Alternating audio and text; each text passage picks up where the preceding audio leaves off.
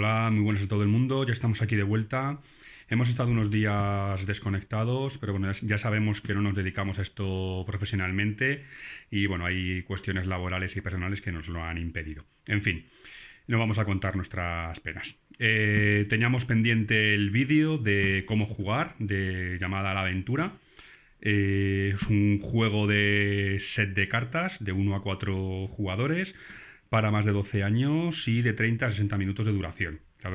Creado por Chris y Johnny O'Neill. Vamos a dejar de aburriros y vamos a pasar directamente a el despliegue. Pues ya estamos de vuelta. Este es el despliegue de llamada a la aventura. Lo que tendremos que hacer será barajar y separar los 3 mazos de relato, revelando 4 cartas aleatorias de cada uno de ellos. En una partida a 4 jugadores tendremos que revelar 5 cartas en lugar de las 4 que tenemos aquí mostradas. Dejaremos a un lado al alcance de todos los jugadores la reserva de puntos de experiencia. Pondremos todas las runas separadas por tipos, también al alcance de todos los jugadores. Barajadas las cartas de héroe y las cartas de antihéroe. Y después cada jugador preparará su zona de jugador. Para ello, robará al azar 2 cartas de cada uno de estos tipos, de origen, de motivación y de destino. Escogerá una de ellas al azar. Mostraremos el origen, en este caso nos ha salido estirpe cazadora. Mostraremos la motivación, nos ha salido en busca de emociones.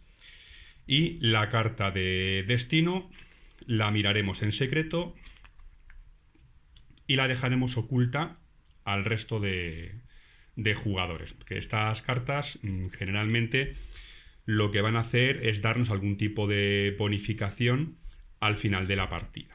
Así pues, oculta. Cogeremos 3 puntos de experiencia y robaremos una carta de héroe que dejaremos en nuestra zona o en nuestra mano boca abajo. Cogeremos también esta ficha de jugador. En principio da igual por qué lado la perdón. En principio daría igual por qué lado la pongamos y la dejaremos en este espacio que está en blanco, marcado con un 2. Y con esto estaríamos ya preparados y preparadas para iniciar el juego. Y vamos ahora con el cómo jugar.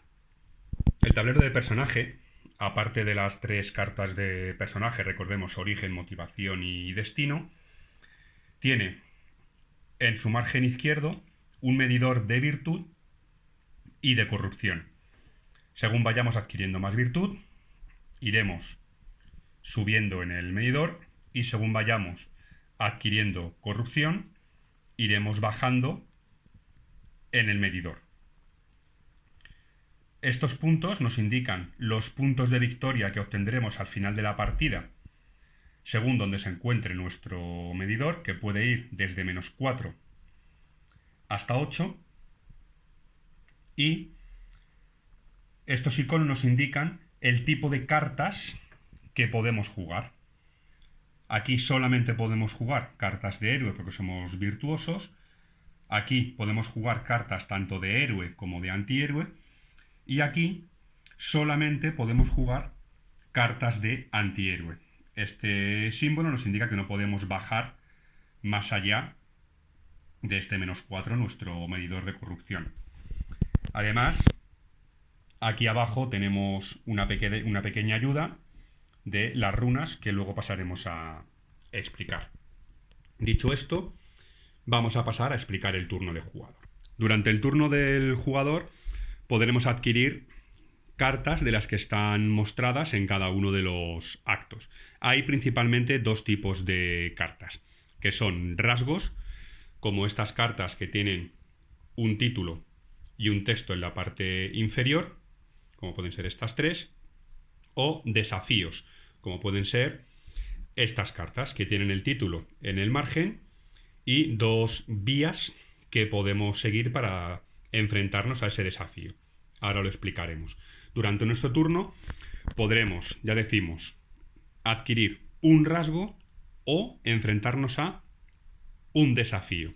Además de esto, los personajes también pueden emplear habilidades que tengan habilitadas en su tablero de jugador, ya sea por cartas de personaje o por cartas que hayan podido ir adquiriendo, jugar cartas de héroe o de antihéroe, o viajar, que viajar es devolver a la reserva uno de nuestros puntos de experiencia y descartar cualquier carta del juego y reponerla por otra de la pila correspondiente. En todo este tipo de acciones podemos realizar todas las que queramos. La única limitación es que podremos enfrentarnos a adquirir un rasgo o enfrentarnos a un desafío. Ahora vamos a explicar en qué consiste.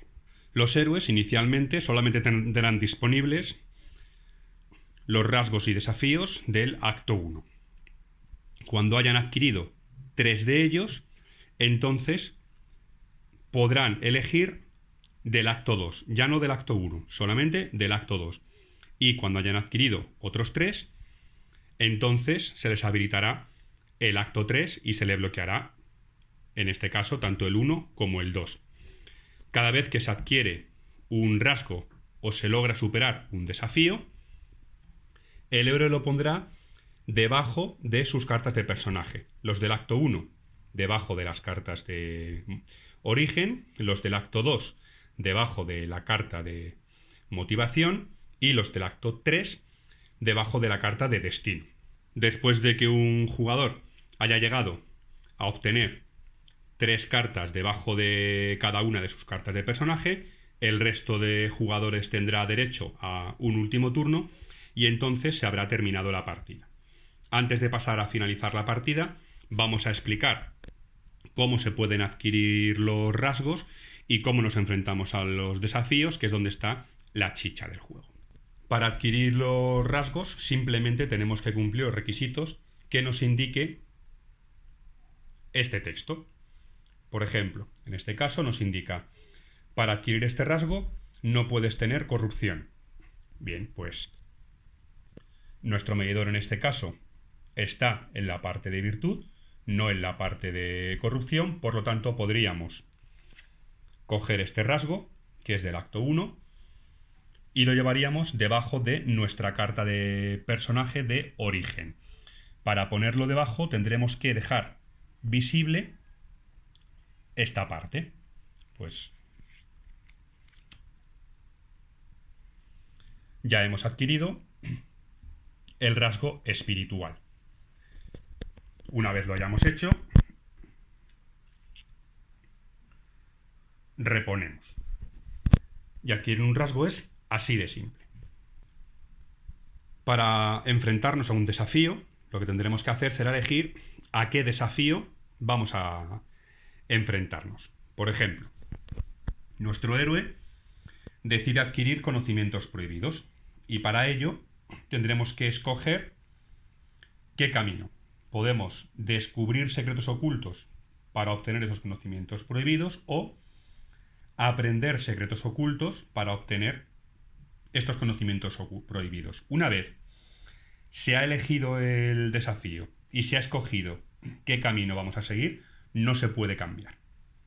Bien, todas las cartas de desafío tienen unas recompensas indicadas a la derecha del camino que hemos elegido, una dificultad para superar ese desafío y qué tipo de runas podemos utilizar para enfrentarnos a este desafío. En este caso, runas de destreza y runas de inteligencia. Así que ahora vamos a explicar cómo utilizamos las runas. Tenemos 8 tipos de runas. Tenemos runas negras, runas básicas, las cuales siempre tenemos acceso, runas de fuerza, runas de destreza, de constitución, de inteligencia, de sabiduría y de carisma. Como hemos comentado en el ejemplo anterior, nuestro héroe quiere adquirir esos conocimientos prohibidos. Solamente podrá utilizar las runas indicadas aquí. Como comentábamos, destreza e inteligencia. Bien.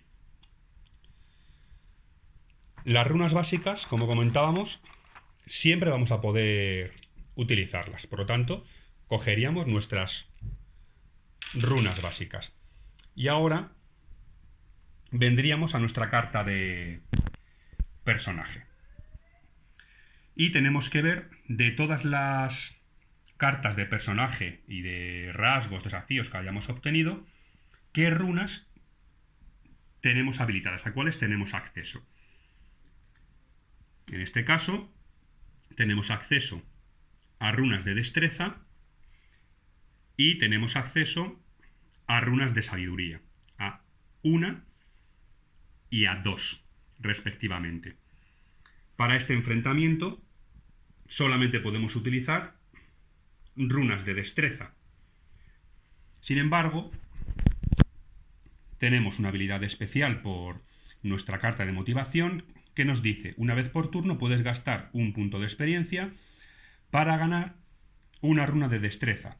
Este efecto dura hasta el final del turno. Bien, pues gastaríamos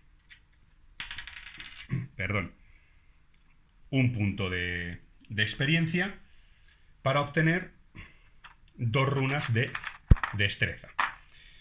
Estas runas, que tienen los 3 puntitos, solamente pueden cogerse si es la tercera runa. Es decir, en este caso vamos a coger 2 runas de destreza, tendremos que coger estas 2.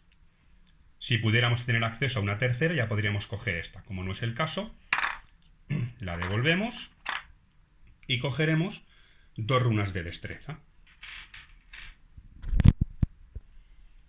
Además, podemos gastar hasta 3 puntos de experiencia para añadir runas negras e intentar asegurar el resultado. En este caso, pongamos que decidimos utilizar un punto más de experiencia y cogemos una runa negra. En este caso es indiferente. Pues cogemos una runa negra y realizaríamos nuestro enfrentamiento a este desafío con estas 6 runas. Bien, ¿cómo funciona? En nuestra hoja de personaje tenemos un pequeño resumen de los diferentes resultados que podemos obtener con las runas. Como aquí nos indica, un resultado con esta raya de cualquier color nos otorga un éxito. Un resultado con el icono del tipo de runa que hemos elegido nos da 2 éxitos. Y luego las runas especiales, que tienen 3 puntitos, pueden darnos cartas de héroe, pero no nos dan éxito, cartas de antihéroe, pero no nos dan éxito, ganar puntos de experiencia, tampoco nos da éxito, o elegir obtener una carta de héroe o una carta de antihéroe. Además, las runas negras todas tienen 2 lados. La de tajo, que nos da un éxito, o la luna, que nos da 2 éxitos y nos baja un nivel en el marcador de corrupción. Por ejemplo, estas son las 3 runas básicas, todas tienen un tajo. Por el otro lado, 2 están en blanco, no dan nada, y una nos daría una carta de héroe o antihéroe sin darnos éxito alguno. Las runas negras, un éxito o 2 éxitos, a secas o bajando en nuestro medidor de corrupción. Y las runas especiales de destreza, un éxito, 2 éxitos y en este caso también 2 éxitos o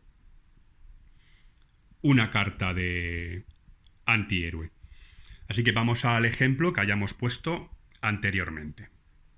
En el ejemplo que teníamos anteriormente, nuestro héroe tenía acceso a las 3 runas básicas, a una runa de destreza por su carta de personaje de origen, había gastado un punto de experiencia para tener una segunda runa de destreza y había gastado un segundo punto de experiencia para asegurar y tener una runa negra. Pues cogeríamos todas las runas y las tiraríamos. En este caso, 2, 4, 5, 6, 7 éxitos. Contra una dificultad de 4. Hemos ido muy sobrados. Bien, pues hemos logrado superar el desafío. Supongamos que nuestro héroe había decidido previamente, antes de tirar las runas, aprender secretos oscuros. Así pues, esta carta la pondremos debajo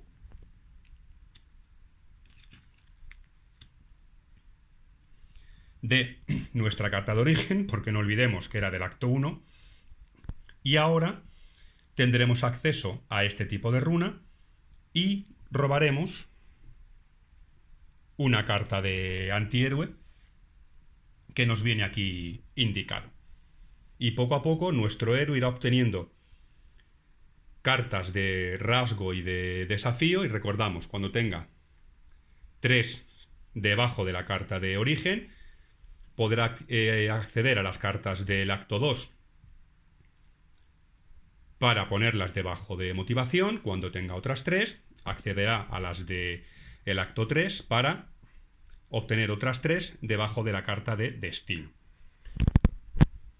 Hay también un par de tipos de cartas especiales, como son las cartas de adversario y las cartas de aliado. Las cartas de adversario se parecen a las de rasgo porque tienen un título y un condicionante, que en este caso nos condiciona el enfrentamiento, y se parecen a las de desafío en que tienen un objetivo que cumplir para enfrentarnos a las cartas de adversario. Si logramos derrotar a un adversario, se trata exactamente igual que como si fuera una carta de rasgo. Se coge la carta y se dejará debajo de la carta de personaje correspondiente al acto, dejando mostrado únicamente la parte superior. Las cartas de aliado nos recomiendan de inicio no jugar con ellas. Ya una vez estemos más avanzados y seamos experimentados en el juego, podremos agregarlas. Si en algún momento se nos revela una carta de aliado, el jugador activo pondrá esta carta debajo de cualquier carta del acto correspondiente que no sea un rasgo. No podríamos ponerlo debajo de ninguna de estas dos. Por ejemplo, debajo de un artefacto peligroso. Bien, pues desde este momento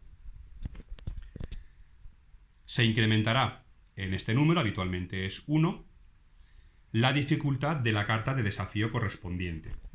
Si esta carta se descartase en algún momento, por ejemplo con una acción de viajar, también se descartaría el aliado.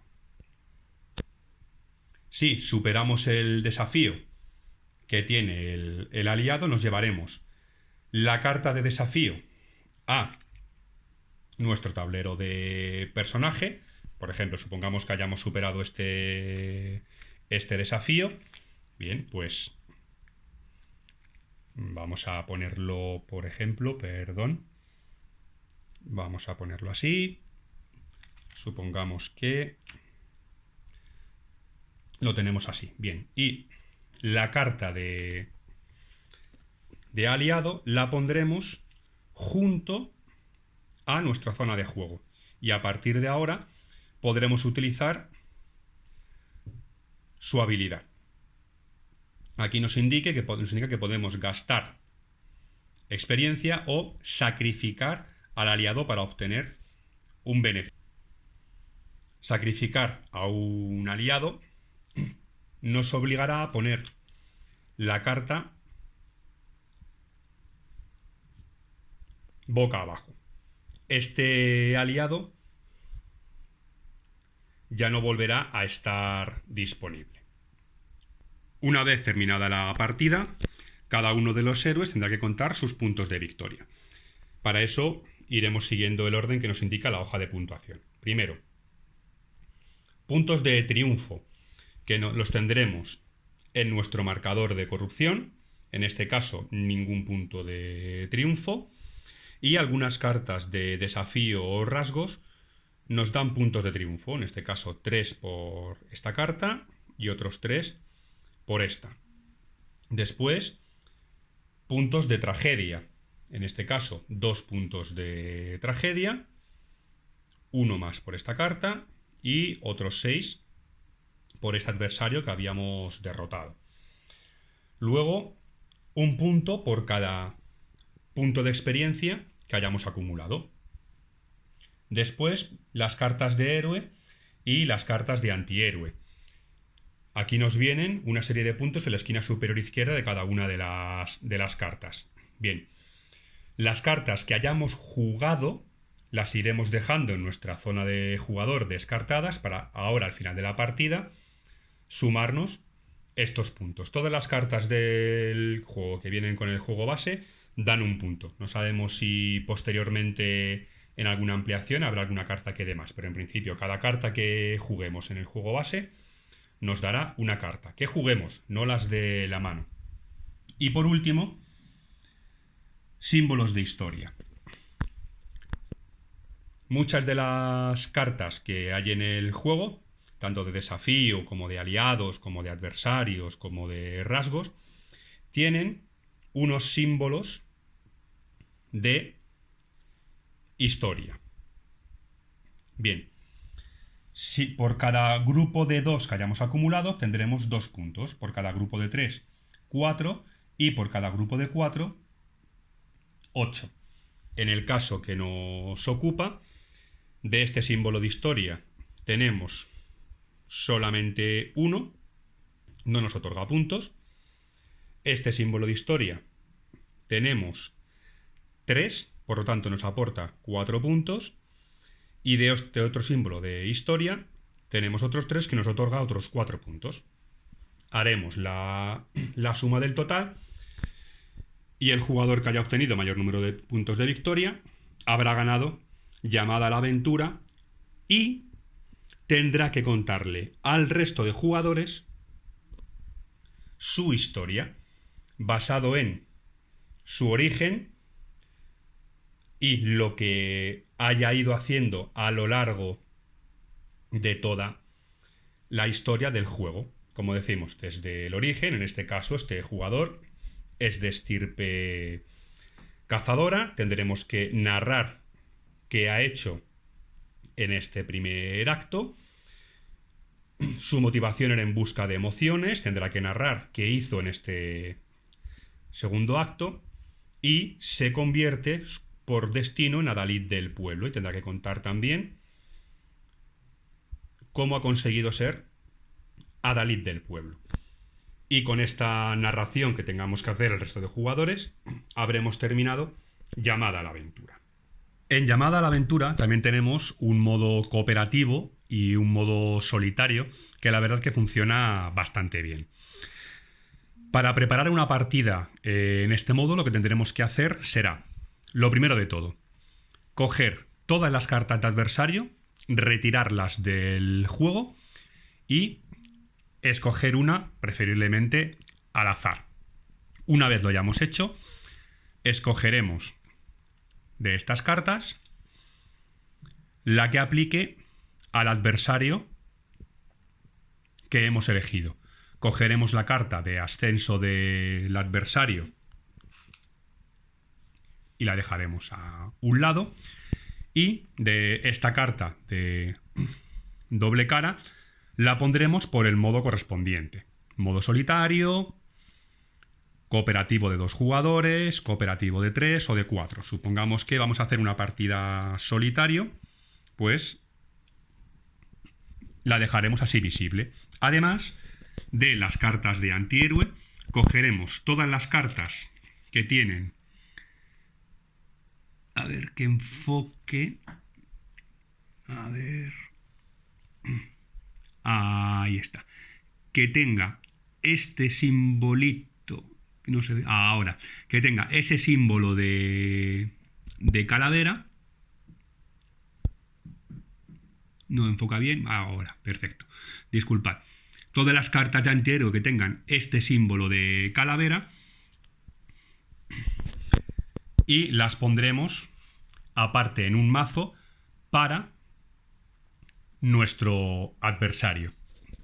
Durante el juego, aquí se nos indica una condición de victoria. Si en algún momento el adversario gana 5 puntos de experiencia, perdón, habremos perdido el juego.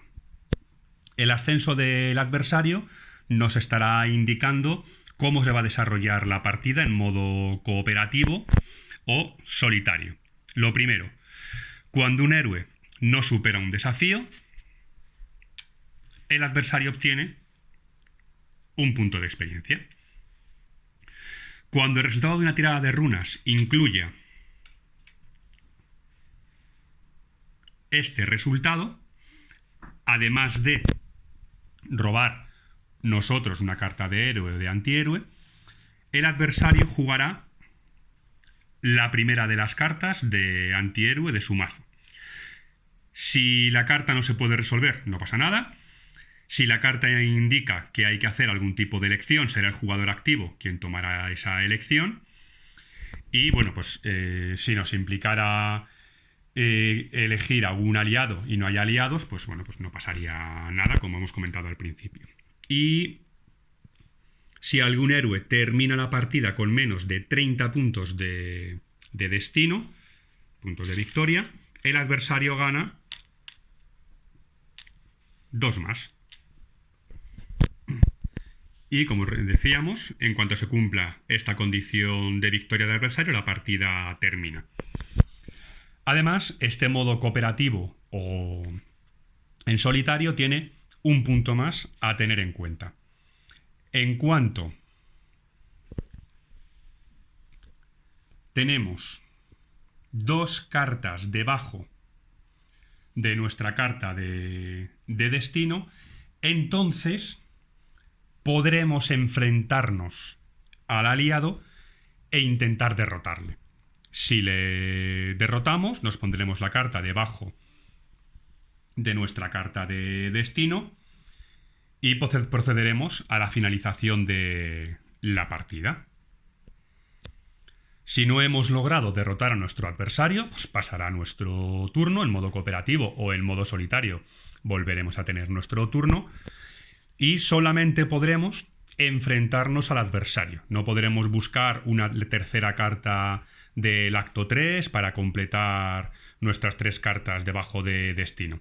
Lo único que podemos hacer en ese momento es enfrentarnos al adversario hasta que lo consigamos o hasta que se cumplan las condiciones de victoria y seamos derrotados.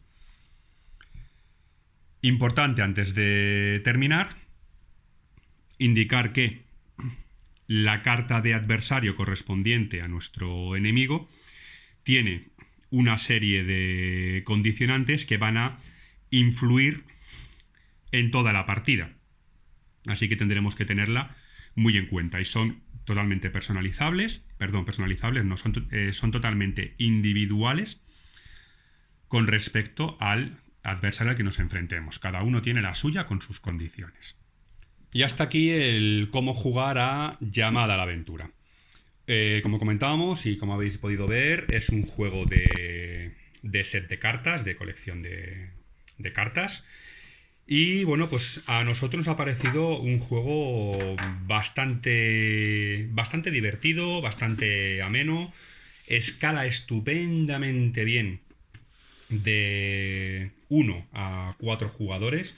El modo solitario no es en absoluto forzado, ni tiene un bot que a lo mejor nos pueda complicar en exceso. No, en absoluto.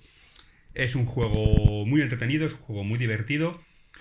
Y un detalle que nos ha gustado mucho del juego, que estábamos aquí guardando, pero vamos a sacarlo, es, bueno, esto se puede sacar estupendamente bien y nos facilita muchísimo la puesta en juego, es que efectivamente hemos podido comprobar, como suponíamos, que habrá ampliaciones y tendremos espacio, en principio, para las cartas que nos irán viniendo con esas ampliaciones, lo cual se agradece.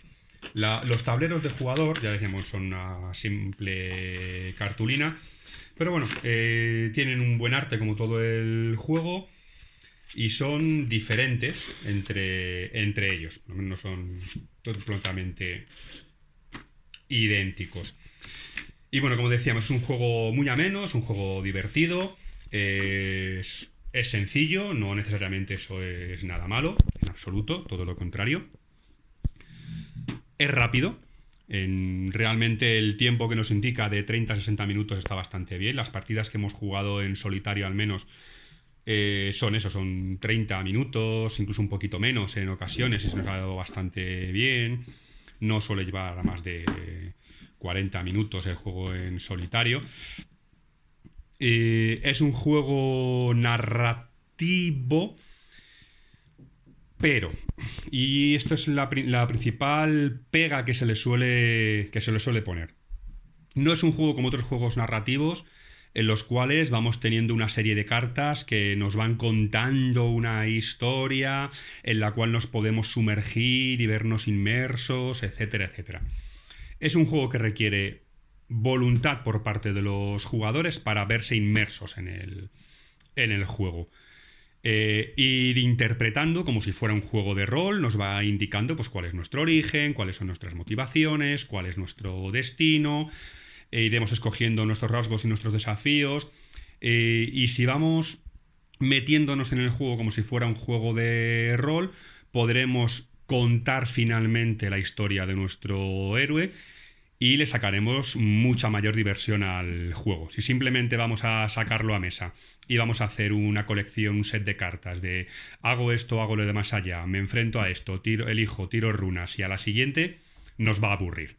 Requiere ese puntito de voluntad, ese rasgo rolero, si lo queremos denominar así, que es como realmente se disfruta. El juego, nuestra valoración, le podemos dar 3 estrellas. No es ni mucho ni poco. Eso no quiere decir que sea malo. Es recomendable, es divertido, lo aconsejamos, pero, insistimos, requiere esa voluntad de meternos nosotros en el juego, de sumergirnos en el juego, en esta llamada a la aventura. Lo mismo las llamadas viene por eso, no sé, pero bueno. Meternos y de sumergirnos nosotros en ese juego, mostrar esa voluntad para pasarlo bien y para divertirnos como si estuviéramos preparando la historia y estuviéramos roleando a nuestro héroe. Bien, pues hasta aquí cómo jugar y nuestra valoración de Llamada a la Aventura, y nos vemos en el siguiente vídeo, que esperemos que sea pronto.